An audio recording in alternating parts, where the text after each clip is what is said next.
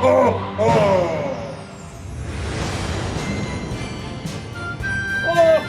Ho, ho, ho!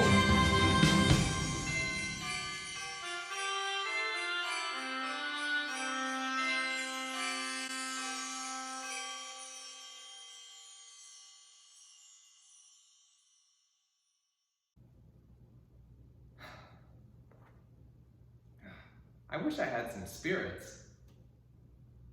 Ooh, Nick! Spirit? Nick! Spirit, is that you? Nick Lopez! Who goes there? It is I, Oh, the friend of Christmas past. hey, hi. Hey, yeah, it's Andy. Andy, Hey, hey, man. hey, it's What's been going a on? while, hasn't it? It's been too long, yes. It's been a whole pandemic, I think. Yeah, well. Hopefully. Yeah, no, Hopefully. TBD on that. TBD. Yeah. Well, thanks for opening the door. Or like actually invoking the spirits. Yes. And I mean, that's what, I just actually showed up and arrived. I was doing something entirely different. And then here I am with you, which With must me. mean this is another episode of Christmas Movies with Friends. Huzzah! Day 10. Oh! Another glass appeared. That is Christmas magic. Christmas magic. I'm Cotton. I'm Cane Greene. Cotton Cane Greene. That's what that was. AKA Andy Greene, your dutiful host. But he's actually hosting. This is his humble abode. This is Nick Lopez, writer, friend, producer, director, and fun guy. Sometimes. Also, I go by my alias of Cotton. Cotton. It's Cotton and Cotton. Cotton and Cotton, it's true. C and C, C squared. We've gotten a lot of hijinks over the years. And yeah, they call us the Cotton Balls. And I hope no one has called us that. That's what they call us behind our backs. You know? yeah, the Cotton Balls. Ho, ho, ho, ho, ho. Come in and know me better, man. Ho, ho, ho. So Nick, I have two important questions to ask you. What movie did we watch? Well, we watched the classic A Muppet Christmas Carol. The Muppet Christmas Carol.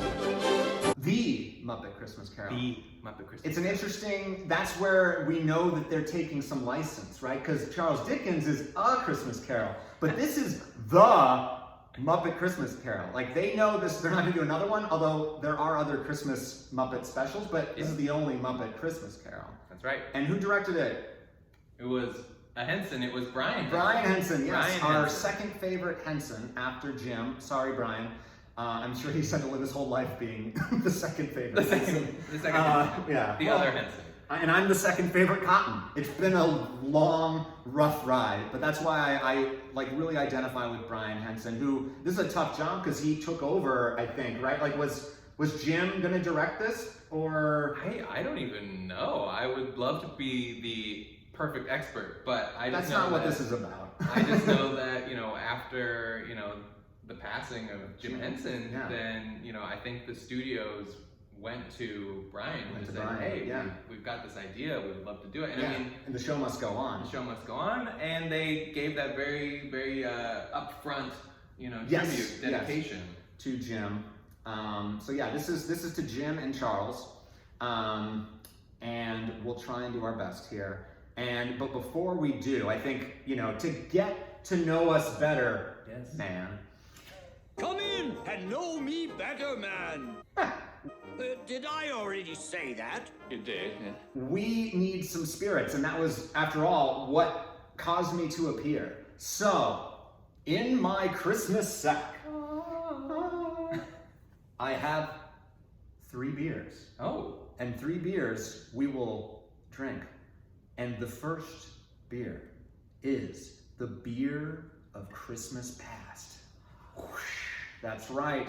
Ooh, that looks This cool. is, oh yeah, here, you haven't even seen this. A product of the United Kingdom. I give to you. Ooh, limited edition. A too. limited JW Lees. That looks terrible, doesn't it? No, it looks really good. And a Harvest Ale, matured in port casks, brewed in 2011. So A, it's a little bit older, it's from the past, but also It's from the United Kingdom. That is sort of and this has a joke about sort of American, British thing. Yes. They're the colonial powers, so that's the past. And also, I think pork casks also just sort of, to me, evoke the beyond, what we're hoping to find at the end of the bottle. We don't know. We never know. But we remember something. We remember being happier in the past, Yes, right? yes. 2011 was a great year too. I didn't know you though. But we didn't know each other. Yeah. It all went downhill from 2011, and I met Andy. I met Cotton. I met good old Cotton. Oh, Cotton Greene here. And that's the truth. Thank you for not shouting at me. And well, to open this, I do need to invoke the powers of Christmas. Oh, Christmas tree, oh, Christmas tree, oh, Christmas tree, oh, Christmas tree. Oh, let's see if it worked. Oh my God. Wow, look at that. Yeah, and let's just, it's nice and warm from the fire. Do you see this fireplace? And that's right, I'm not picking up that bottle. And now we can put this right there, a very important prop. Protected. And which glass would you like, Nick? Oh, I would like whichever glass you would like for me to have. That's the kind of guess. You're already ready for the future, I think. You're just already just up for it. Let's see. We're not going to do the whole thing here because we're going through a couple and we're being safe. Being safe. Christmas is a time of safety, right? I don't know. Yeah. I'm going to do a little bit less. Our kind of Christmas. This is your house, so you're not going anywhere. I'm doing less. All right. Ooh, I can smell the pork. Wow. Already. Yes. Yeah. Cheers. Cheers. This is really fun. Yeah, this is great. Yeah, this is fun. Let's have a sip. Oh man, the port is. Wow. Whoa. That's cool. That's awesome. That's a really good beer. Yeah, that is. It has the port raisin. gives Yeah. so much. No, it gives so much flavor. There's a lot of richness to that. There's something to chew on, I was gonna say it kind of does feel like a meaty beer, and actually a mead-y beer in a way. It has that. Well, the port it gives it some of the spice, I want to say, and it definitely has a raisiny sort of feel. Almost, Absolutely. What's our percentage on this? Are we talking 11? We are talking 11.5. Wow, and I didn't look. He never looks. I never. Yeah, it's hard while driving, but I trust in the road. And we need trust. We need more trust. Ooh, yeah, and I trust you, Nick, and that's why we're here. And I trusted you would pick the right film, and I think you did. And I wanted to ask you, well, why the Muppets? I also know that you've made a puppet short film, which I'll cut to you right now. So, you want to be human? Yeah, well, my sister Brandy. Well, my human sister Brandy. You see, But I was just, and maybe that's the answer, but when did the Muppets enter your heart? Oh my gosh. Well, this is an interesting, segue into my childhood. Oh, which well. is just that, I was pretty much born and raised on the Muppet Babies. Not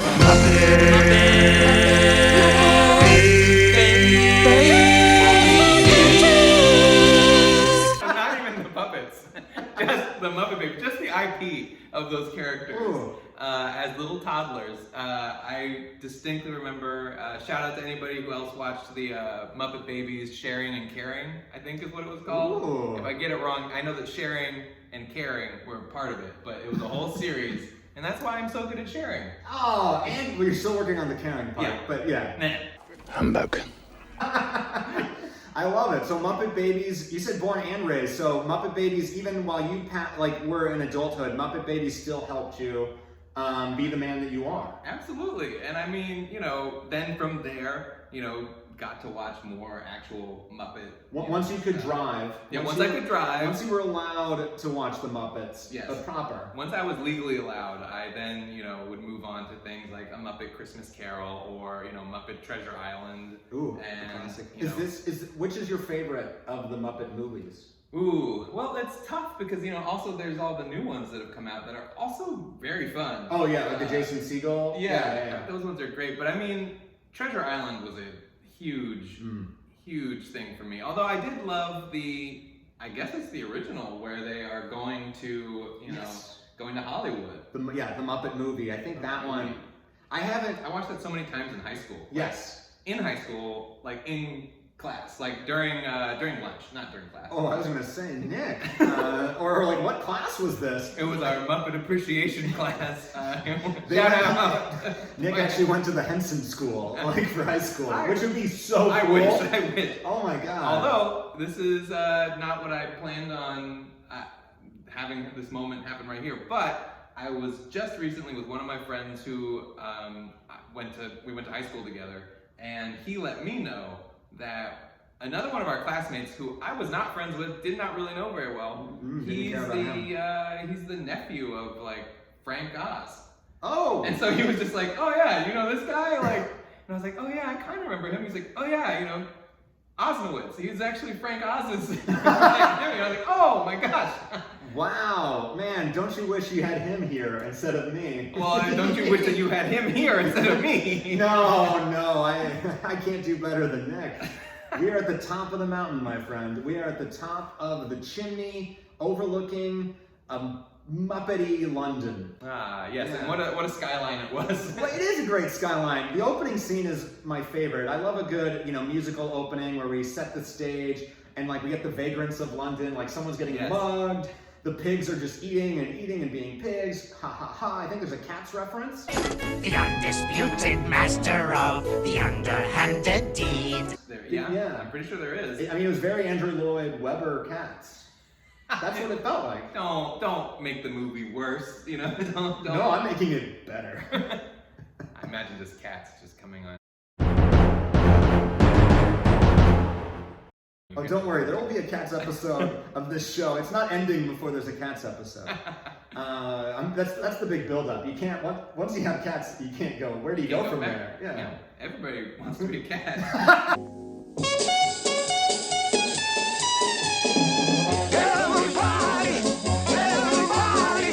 I'm going to ask you a very important question now. Another very important question. What Muppet does this beer remind you of?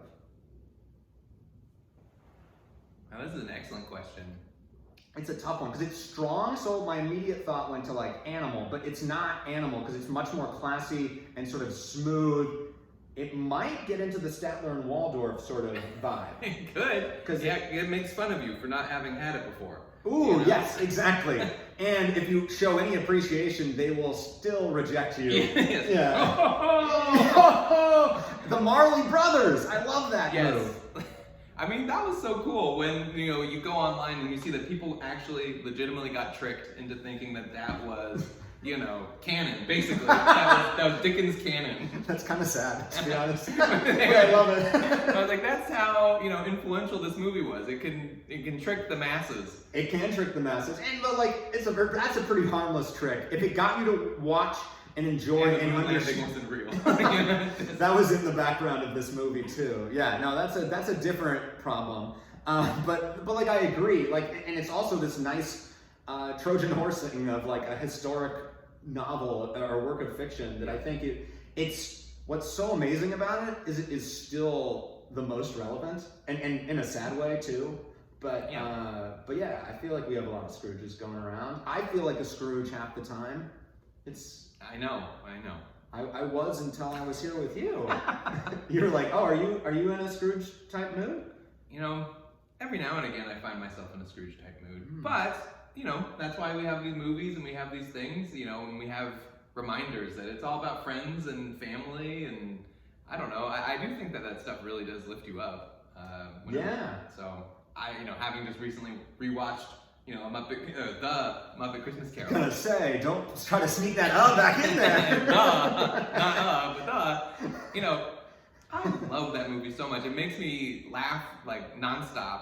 I love all the stuff with Rizzo the Rat.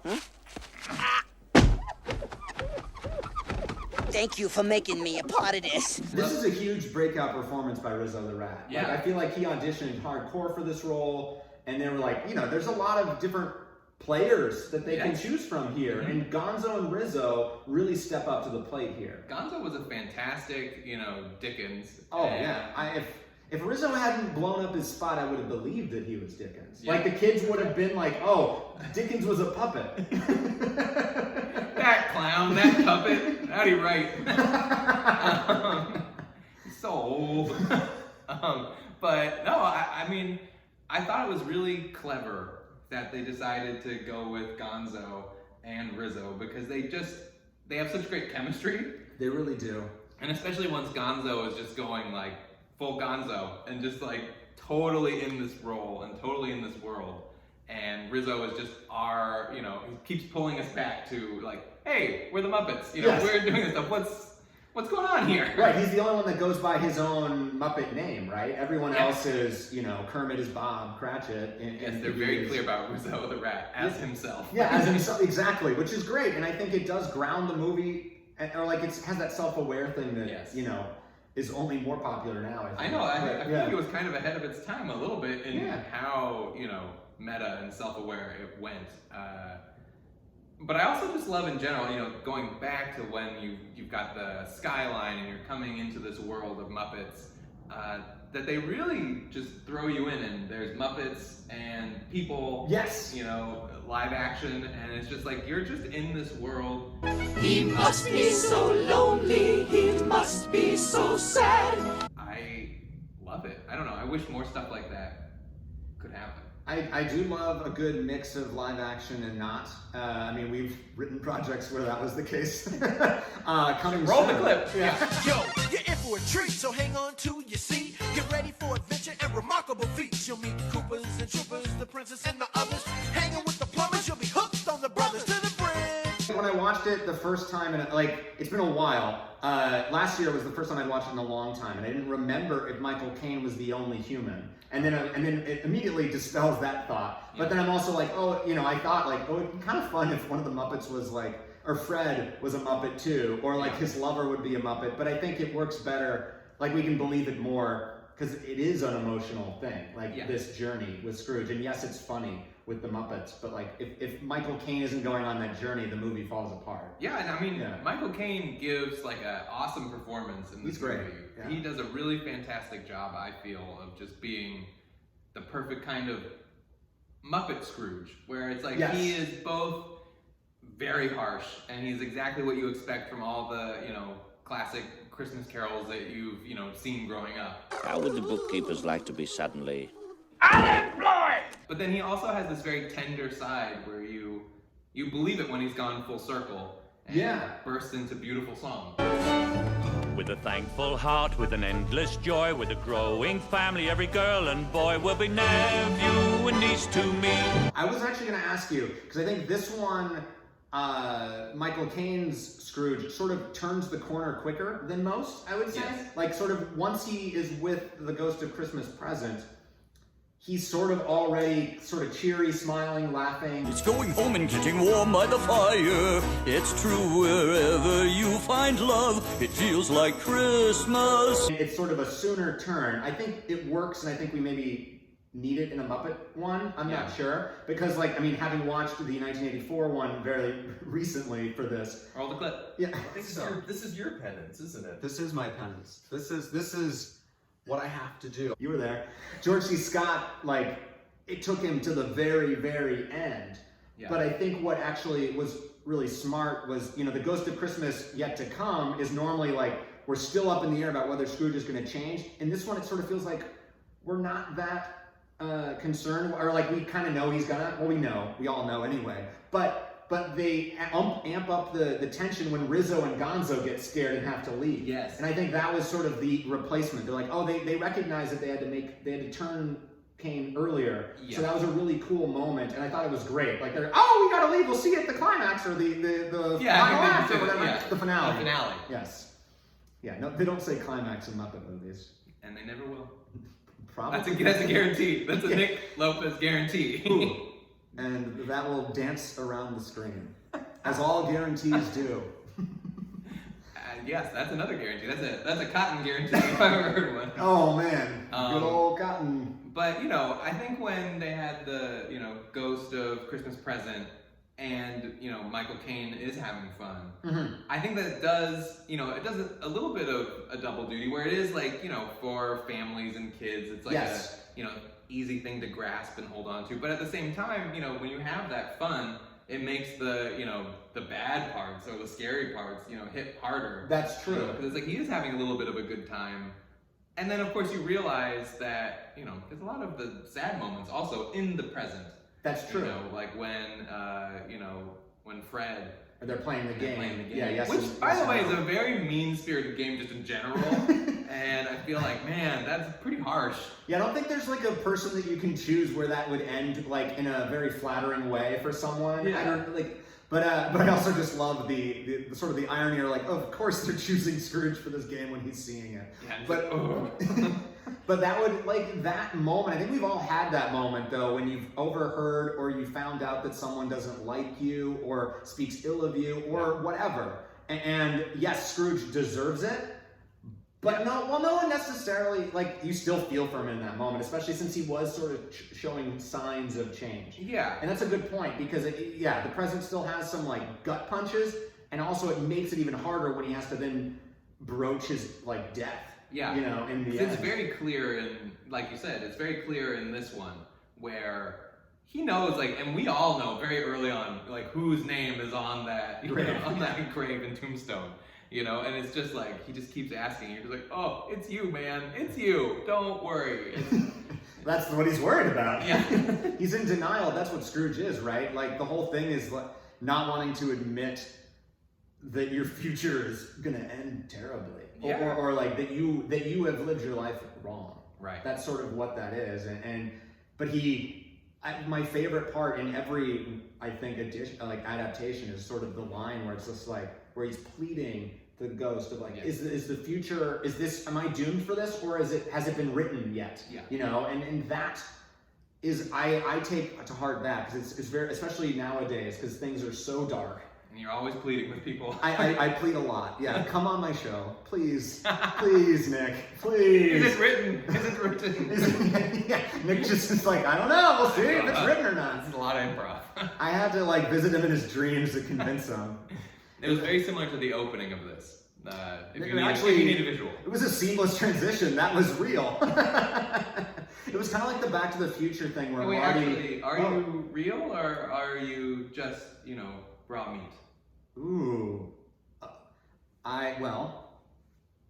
Poke, see if I'm done. Whoa! I am cooked beef. That is what I am. Did I tell you that I am the ghost of Christmas present? You did, yeah. Okay. This was really good. It's going to be hard to top the past because, well, we know what the present's like. But do we? Do we really? Let us find out. Do I? This is the Prairie Artisan Ale's finest Christmas bomb. And Christmas bomb? Yep, Christmas bomb. The present often is a bomb. Imperial Stout brewed with spices. Nick needs to look at it before the audience because this is a first time for him. It's like, this is Christmas. I'm bringing presents. An Imperial Stout brewed with spices. He didn't hear me say it 2 seconds ago, but maybe the audio wasn't good on mine, so I think that's better. Huh? Has anyone heard a word that I've said this entire episode? I'm just like the Peanuts parents this whole episode. I feel like that sometimes. Oh no.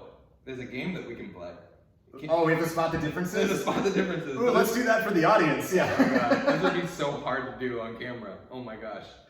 Wait, take a look. They say, can you spot all 11 differences? If you can spot 2 in the next 30 seconds. Okay, I'll open the beer. It's actually really 30. hard. Oh, Rudolph has a red nose on one and a snowball on the other. There is a snowman that is full on one side, and this is a broken snowman. Oh, that was 2. That's 2. I will do it. Okay.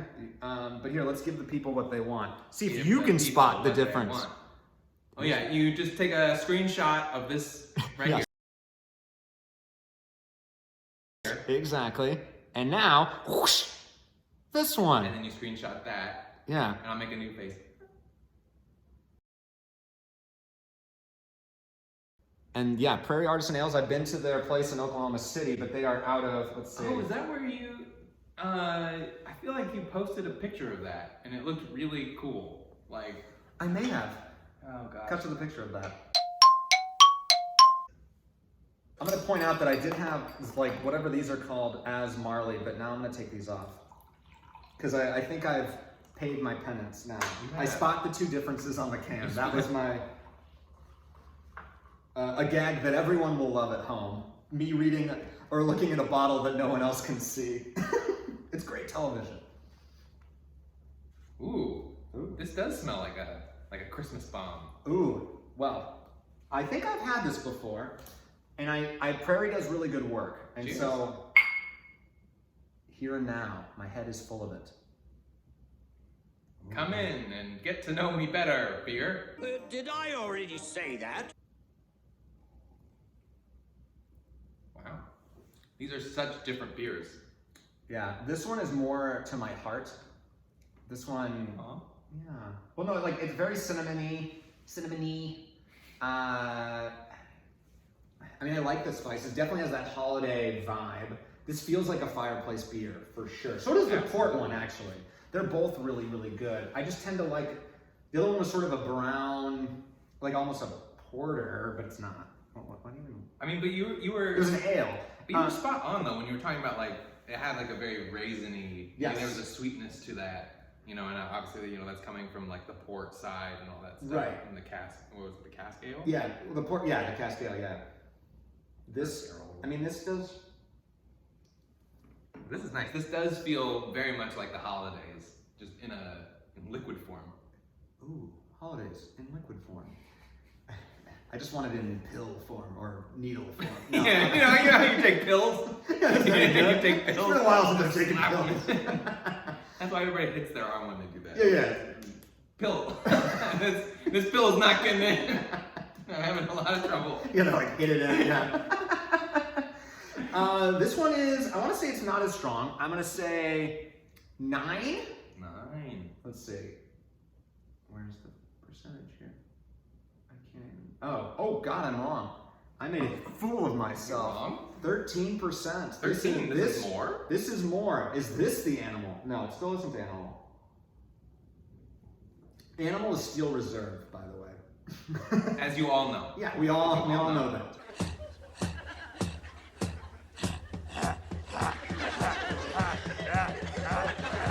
Could this be Swedish Chef because it's throwing in all the stuff? And there's something ineffable about it. I don't quite know what it's telling me. I don't know. I love it. Do you? I'm glad you do. Yeah. I think I'm not sold on it, but that can be your answer. No, I'm kidding. Yeah, that's my answer. No, I think it's a good one, and let's move on to my favorite part of the film. What is my favorite? Oh, actually, my favorite part of the film is the famous line at the end. So we're not ready for the end yet.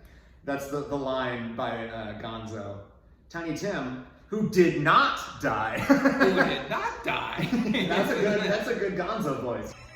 Tiny Tim, who did not die. But I specifically loved, and you know, to this day, just greatly appreciate the writing on that movie, just because it's all in the details. It's all the tiny little throwaway lines that are just dynamite.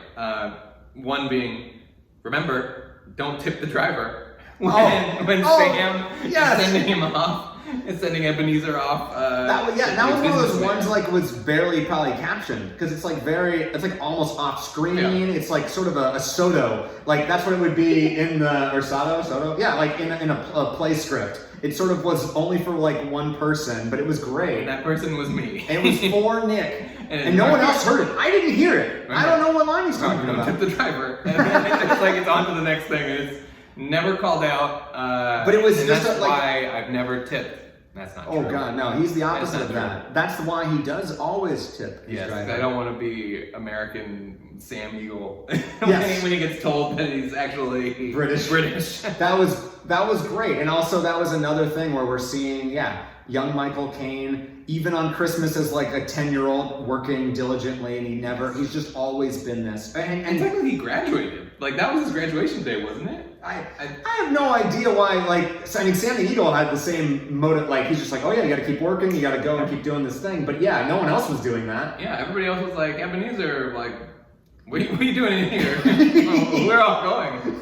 We're going somewhere. We didn't get the lines, but we're going somewhere. We're out of here. And tip your driver. That's what they said. Yeah, they were saying tip your driver. Yeah, and but like I think what it is, and this is sort of the off-screen knowledge that we have, knowing the adaptation or just knowing the story, is that he is a rough like childhood. Like he is a bad dad. And classic bad dad, and then his sister may or may not be alive at this point, so like he might not have a reason to go home, and so you put your nose in the books, you know, and that's not like on the surface a bad thing, working hard, but like he doesn't do it for anything other than money.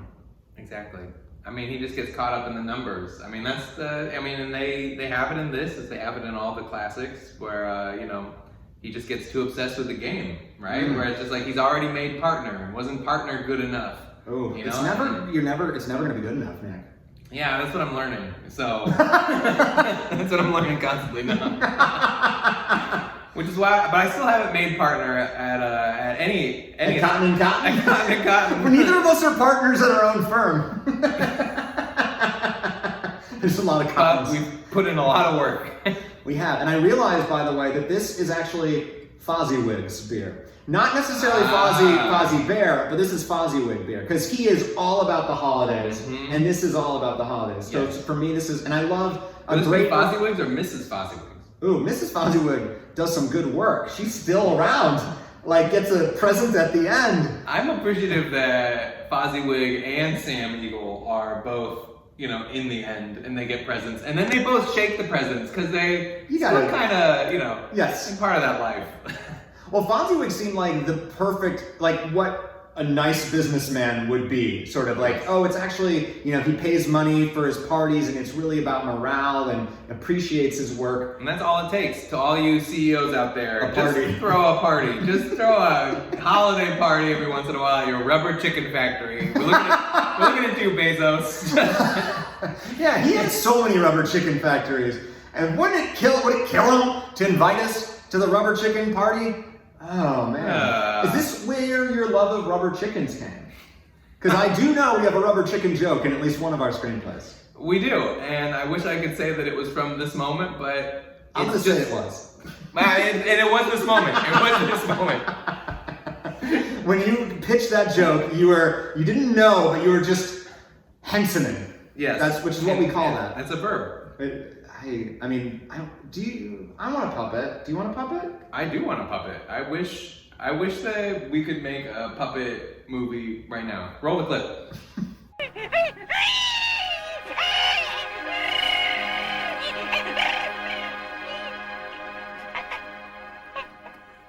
Damn you. This is my crutch. This is my crutch. What? Like Tiny Tim. Oh no, that's a rough segue. But okay, let's talk about Tiny Tim now. Well, no, because I have one note on this movie. Okay. And it's an Andy note that would never happen. But Miss Piggy and Kermit are the Cratchits, and they have children. I want to see pig frog hybrid babies. All right, what is this? Some of them are frogs, some of them are pigs. Only the men are frogs, only the women are pigs. That part is bad. I can see that. It's not bad. This is really bad. This movie, you can never watch this movie again because it's not realistic. Pigs and frogs together? No, I'm all for that. I just want to see that beautiful. He just wants to see it. I want to see how that works. No, I want to see the mixed race. I want to see a weird, like a cool frog pig. A frig. A frig. Yeah. Would it kill you? A prog? Prog. Is that better? Prog rock? Prog rock. Yes, the prog rock. Because then, like, it's perfect. The Muppets, you can join the band. Yeah, prog rock. Absolutely. And so, yeah, I mean, I know that's probably not on the budget, and maybe would disturb children. But maybe not. I don't know. We have all those, what is it? Oh my gosh, the spirits. The spirit of Christmas past is I'm looking for the spirit. The spirit of Christmas past is terrifying. I can remember nearly 1900 years. I am the ghost of Christmas past. Yes! She's so scary, or that child is so scary. She's like Björk, but like way scarier. But much scarier. And if you didn't know it was possible, then be scarier than Björk. Well, because Björk has a scary amount of talent. Yes, exactly. Yeah. Well, and there's something ineffable about Björk as well, and that's what sort of I don't understand her, but I love her. In terms of beer, Björk. All beer is Björk. You can quote me on that one. I know you're watching, Björk. Heineken, Björk. I have to admit, that was the best two names you could put together. Heineken and Björk. There's not very many beers that also have a K in it too. So we got the two hard Ks. Well done. Thank you. You did it, Cotton. Thank you, Cotton. Much appreciated. But yeah, Ghost of Christmas Past is way scarier than the Ghost of Christmas Future. I wasn't too scared from the Ghost of Christmas Future. His hand was too weird. And not in a scary way. His torso was too long. He looks like I assume it's a he, I guess I don't know. But, the future is yet to be. Unknowable. Yeah, it is. But what we do know about the future is that the future looks very tall. Yes. But seems to be all upper body. And then just the legs are very short. Ooh, top-heavy future. That sounds... Well, it does sound... I could get political about that. He could. But I won't, because we have another beer to get to, ladies and gentlemen.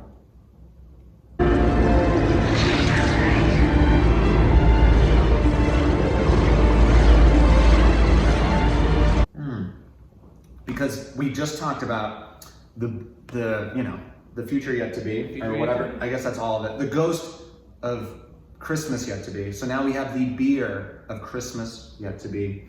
The beer of Christmas. Which is great because it's not yet Christmas. Hey, they don't know.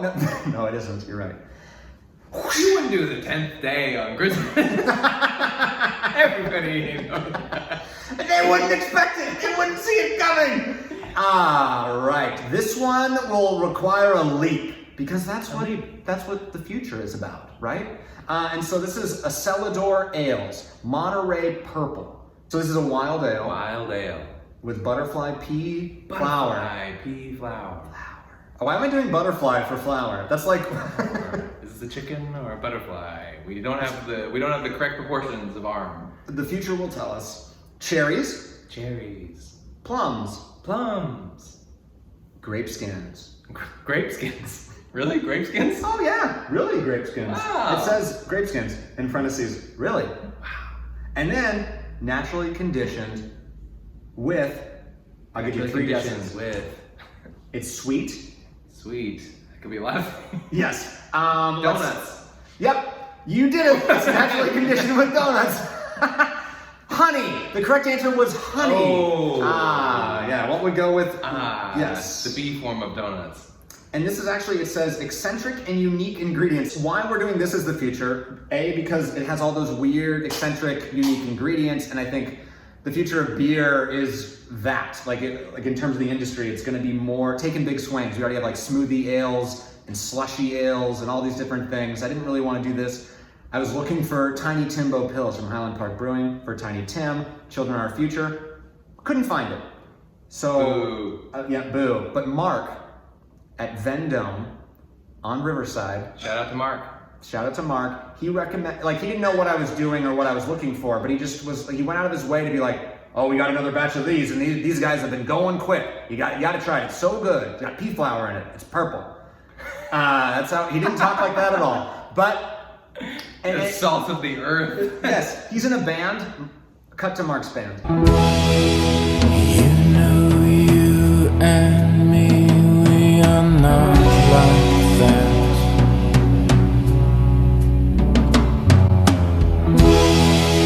You know being up front gets the bad. To me, why I chose this then as the beer of Christmas to come is that, well, A, he's pouring it, and so we know it. Oh, I think we have to actually rinse this out. I want to say that. That's the Andy beer. Yes, the Andy beer brand is like, oh, we can't have stout. But I was on a let's see if I can get that landing. It's gonna crash land. But I'm trying to say that I think the future, like we have to trust the future. We have to I want to trust Mark. I want to be open to what is coming to me and not overthink it to death, which is what I always do. And yes, I did buy a second one because I wasn't completely sure. But when I came here, I was sure. I even told Nick to go to hell for the one that he wanted to drink. That's what I said. Did I prove that this is the right beer? I'm gonna get us at the cup. This is too scary. I don't think I want to see any more. Oh, when you're right, you're right. You're on your own, folks. We'll meet you at the finale. Yeah. Oh. Brand new glasses. Brand new. Thank you, Ghost of Christmas. Thank you, Ghost of Dishwasher. I feel like you can have more because this is less. Oh, I can have more because this is less. Great. Ooh. Oh man, the lighting. Let's get the lights up. Get the lights up. Okay. Spirit. And is there a spirit here?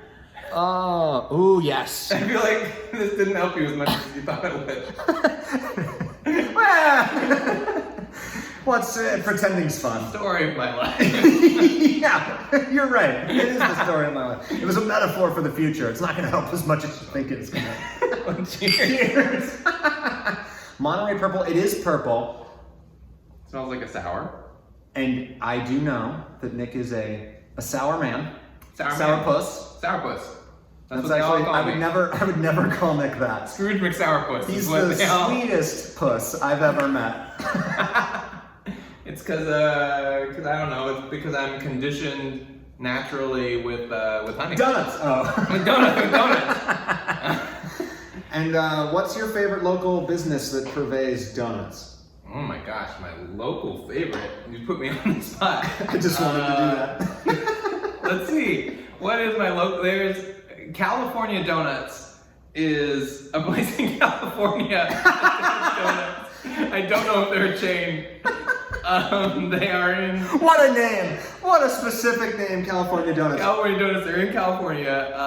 They're doing lots of fun stuff with donuts. Also, wait, hold on. Now that I've talked myself all around to.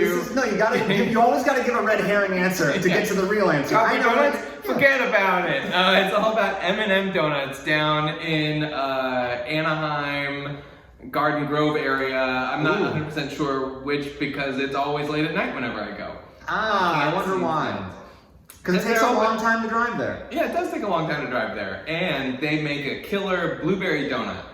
If you haven't had a blueberry donut, you should go check out M&M Donuts. And this is a very important product placement. And also, it would actually be sponsored by. This episode is sponsored by. It is M&M Donuts.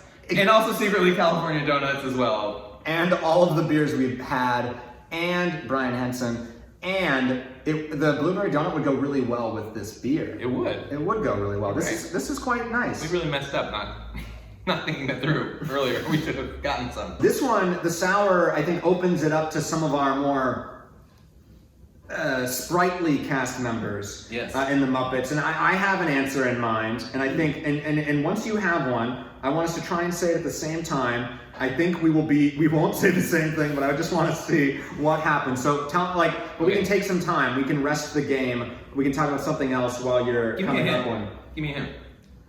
I mean, the only hint I have is just going to be very obvious, but I will say it's one of the main ensemble of this film. Okay. Yeah. Okay.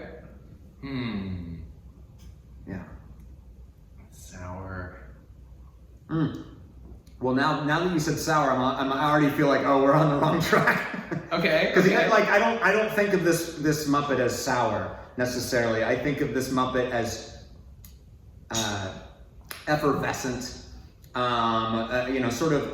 Again, I want to just keep saying ineffable because it's my favorite word, but it's sort of hard to define. It's has a nice mouthfeel, And this character, I think, has some of the most fun in this movie. And is, and also has a sense of humor about it, is sardonic, is not necessarily all in, but is all in at the same time. Interesting. I think that leaves us with two choices in my head, and we're gonna say the opposite ones, but that's what Cottons do. Do you have one in mind? I'm ready to go. Okay, all right. On the count of 3. 1, 2, 3. Gonzo! What are we doing? Nothing. What? Well, just hold on. What? I knew But it. they were just right next to each other. I feel like you set me up for that. No, I You did. son of a gun. I did. Why I went with it is I think Gonzo is also similar in color, but that would have given it away. But no, like I think Gonzo, like he is the one who's all in this movie, but he also has the sense of humor, like the Tiny Tim line that we referenced. Like he is sort of the smart-ass narrator, I think. And Rizzo is more like, he is definitely just out of it the whole way, and he's sort of just getting shit on the whole time. Yeah. My favorite part is when Gonzo uses him to wipe him. I just love that bit because there's so many times where people look into windows and it's so crystal clear and everyone can see and hear and do all these different things, and especially in like 1800s London, you wouldn't be able to see a thing. You wouldn't be able to see anything. But all you need is a Muppet to wipe that window, and the future is a little bit clearer. And I love that Rizzo the Rat, you know, I feel like the rodent, you know, the jokes that rodents get to have in this movie is, you know, top 5. Top 5 rodent movie? Top 5 rodent movie. Yeah. Move over, Stuart. Stuart Little, get out of here. Willard, you're still up at the top. Still pretty high. Crispin Glover Willard or the original Willard? I've never seen the original Willard, Dad. Sorry. But the Crispin Glover one's cool. But I mean, I love the joke when they're singing and the mice, you know, just in the wall are talking, and then you know the first time they say, you know, I don't know, like mouse or something like that, or hard for a mouse, and then eventually they say Mises, and I love that. Roll the clip. No crust of bread for those in need. No cheeses for us Mises. Nick is a sucker for plurals. Yep. For weird Always pluralities. happened, Yes. Always will be about these Mises, you know? Yeah, that's why I had to bring 3 beers. Jeez. The Rat's a lot of fun to play with, and I even like that they used how Rizzo just didn't understand why their life was hard, because, or why it was, because he had 1 million siblings, and it's like, and Gonzo's like, you're right, you don't understand. And I think that's another fun thing, because like a lot of times, I mean, what movies and art, what it does at its best is create empathy. And here is Rizzo sort of being the audience member who's like, I don't get it, and this isn't working for me. And Gonzo sort of calls it out. Calls it out, and then just moves. He just moves forward. It's just like, hold on to this rope. We're flying, you know? And into the sky. And away they went. And away we went. And away we went. I think, I feel like we've gone on a journey. I mean, we're still in London, right? This is London. Yeah, this is London. This is London. This is the future London as well. We didn't talk about that, and we won't really get into it. No, because that's another episode. We have to go to London Doughnuts first. A local establishment. London Doughnuts. London Doughnuts. It's in London. You'll find it. You'll find it. You'll find the cottons here. Google it. Google it. Google it. And Nick, thank you so much for allowing me inside your establishment. Thank you for thanking me for allowing you into this establishment. That was a very gracious thank you, I guess. Yeah, I don't know, but like the Muppets I think fit very, very well with Christmas. There is noise, and that's just what Christmas is all about. There's a lot of noise at Christmas, but this show is about silencing that noise and just sitting down with what... That really actually worked out very well. Yeah, I mean, I did get a lot more silent. I invoked the spirits. Spirit! Oh, we already played that. Yeah, no, I mean, we'll see if it worked in post. But Nick, that's the noise is all the stuff around us, but what's important is me and you and Pea Flowers and California Donuts, and so thank you for saying yes. Absolutely. and for making me watch Muppet again, which is Muppet Christmas Carol, because Muppets and Christmas go together like cotton balls. Just like cotton balls. Because have you ever seen just one cotton ball? Ooh, no. No, that's Ew. yeah, you're really that's gross. That's not right. I don't know why you're so disturbed by one cotton ball, but I love the backstory. Cut to why. What is it about cotton balls I can't see. I don't want to look at them. that scares you to death? I can't see them. I can't touch them. I can't hear them. I just. They make a noise. They make a noise? They and they make a noise. And now you're back. Oh. Thank you all for joining us. That was very revealing. That was a very revealing cutaway. Very illuminating. I feel like I've learned a lot about you, Nick. And I think the audience has learned a lot about me, maybe, but certainly about us. Thank you for going on this journey. And as always, I am doing this in part to sort of put some focus on the Los Angeles mission because, I mean, charity is what the season is all about. It's about giving. And the people that the LA mission are devoted to helping are who need it the most. They are providing food, shelter, Christmas cheer for homeless in LA. So please, if you can, donate. There is more information below. Don't be a Scrooge. Don't be a Scrooge. Tip your driver. Well done. And something and a thankful heart. I'm just touching my heart. Wait, where's my heart? It's not beating! Oh no, it's beating. Wait. No, I was on the right side. Thank you. Thank you. And I will see you at the next opening of the Advent calendar for day 11. What awaits?